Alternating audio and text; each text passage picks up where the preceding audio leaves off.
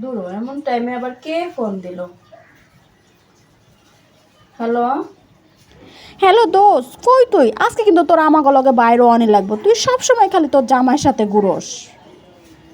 দোষ, আর একটু আগে বলবি না আমাদের বেরোর কথা?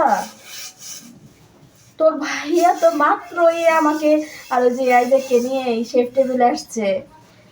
আজকে তোর ভাইয়া সারা দিন আমাদেরকে নিয়ে ঘুরবে। হ্যাঁ, বছরের প্রথম দিন না, শেফ টেবিলে আসছি আমরা। এখান থেকে আমরা অনেক জায়গায় ঘুরবো, ধানমন্ডি যাবো, টিএসসি যাবো, সব জায়গায় ঘুরবো। তেমন আগে বলবো সরি রে দোস্ত, তোদেরকে টাইম দিতে পারলাম না, তোরা মনে কষ্ট নিস না।